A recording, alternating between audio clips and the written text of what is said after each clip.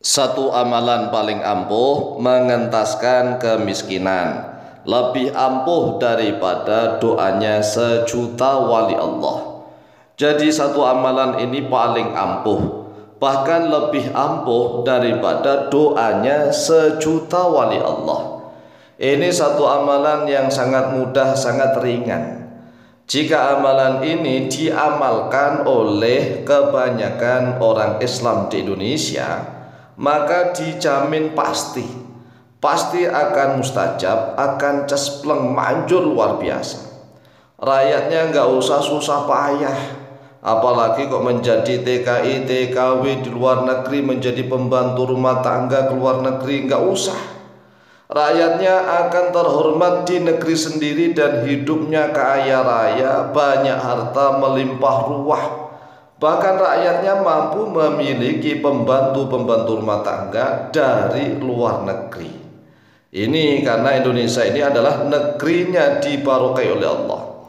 Baldatun mubarakah. Negeri yang diberkahi oleh Allah itu Indonesia. Hanya saja mental manusianya yang bejat. Sekali lagi, negeri yang diberkahi oleh Allah adalah Indonesia. Indonesia itu baldatun mubarakah, negeri yang diberkahi.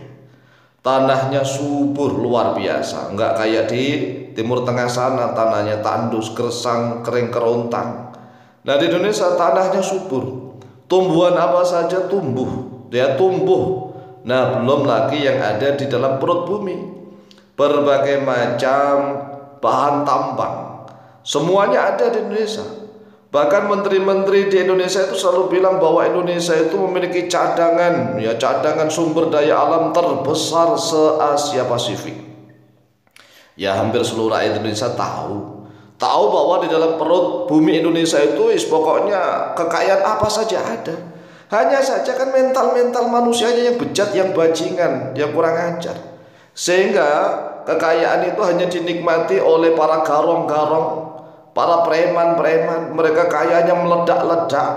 Hartanya itu satu orang itu kalau seandainya dibagi orang satu kecamatan, bahkan satu kabupaten, itu bisa kaya semua. Ya, gak percaya, ayo. Makanya caranya bangsa Indonesia ini amalkan satu amalan ini.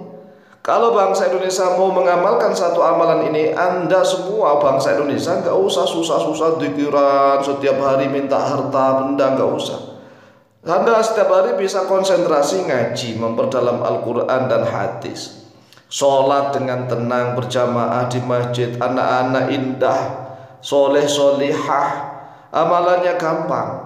Tetapi ingat nih ya, ini amalannya harus dilakukan oleh mayoritas rakyat Indonesia. Karena rakyat Indonesia sampai saat ini itu terlalu dibodohin oleh para preman-preman, garong-garong, bajingan kurang ajar. Ya, coba kita lihat aja lah. Singapura itu kerajaan negara kecil, memiliki sumber daya alam apa, tetapi mental manusianya hebat. Sehingga walaupun Singapura itu kecil, masya Allah makmurnya luar biasa.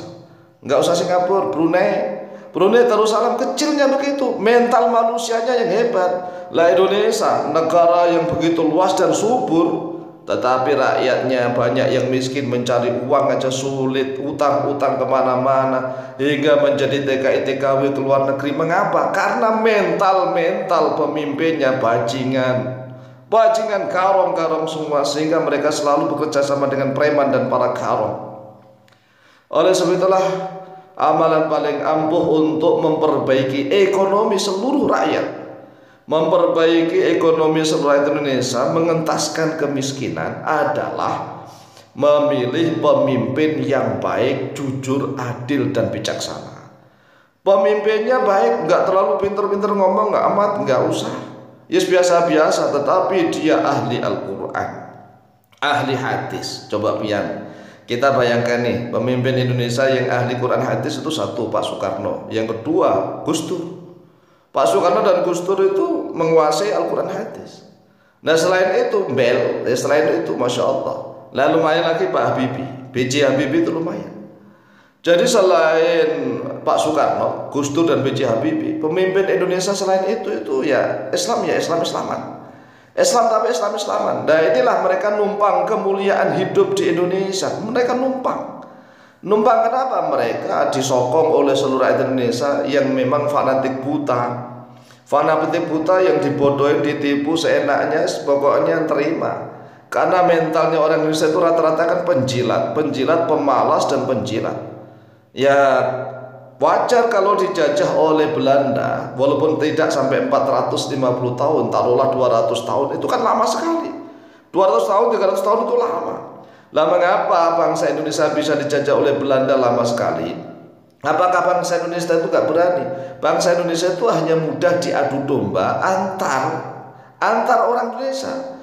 Jadi Belanda itu hanya tepuk tangan. Coba aja kita lihat. Sampai saat ini antara RT dengan RT diadu domba, desa dengan desa diadu domba. Rakyat Indonesia begitu, kenapa? Bodohnya luar biasa masalahnya. Jadi nggak mampu berpikir secara rasional, secara logis, secara mendalam begitu. Oleh sebab itulah jika Indonesia ini ingin bangkit, orangnya harus rajin, menjadi pejuang-pejuang. Nah kalau kita lihat di Indonesia sampai saat ini ya, di masing-masing kampung nih, kampung di desa-desa, itu kita mencari pejuangnya itu sulit, hampir semuanya pecundang, Beda dengan di Cina, di Jepang. Kita lihat masing-masing kampung itu hampir semua penduduk kampung di Cina dan di Jepang itu adalah pejuang. Pecundangnya itu 1-2 aja. Nah Indonesia masing-masing kampung rata-rata adalah pecundang, pejuangnya sulit. Lah memang mau maju dari mana? Ini benar-benar ayo kita buktikan, karena saya itu keliling-keliling untuk mendidik rakyat itu kampung per kampung. Setiap kampung itu kami mencari pejuangnya itu sulitnya luar biasa. Rata-rata pecundang ingin hidup enak, ingin hidup makmur dengan cara malas-malasan. Caranya apa? Korupsi. Jadi negara kita diperas, dibajingan rame-rame, dicuri rame-rame. Kaya-kaya ya karena memang baldah mubarakah. Negeri kita itu diberkahi oleh Allah. Tetapi mental manusianya. Nah kalau seperti ini terus, apa nggak bahaya nanti untuk anak cucu? Karena sumber daya alam manusianya, mentalnya bejat, sumber daya alamnya nanti itu akan habis. Lalu bagaimana anak cucu kita? Akan dijual ke luar negeri semua menjadi TKI-TKW. Ya, karena ini satu kebijakan pemimpin yang baik, jujur, adil, bijaksana akan mampu mengentaskan kemiskinan dan mesejahterakan kehidupan seluruh rakyatnya. Satu kebijakan pemimpin yang adil mengalahkan doanya sejuta wali Allah. Wali Allah berdoa begini belum tentu dikabulkan langsung. Tapi kalau pemimpin adil, satu kebijakan ini harta untuk rakyat, dibagikan rakyat, selesai. Jadi pemimpin adil itu mengalahkan doanya sejuta wali Allah. Oleh sebab itulah jadilah ya pemimpin-pemimpin yang adil, insya Allah rakyat akan sejahtera. Amin, amin, amin, Allahumma amin.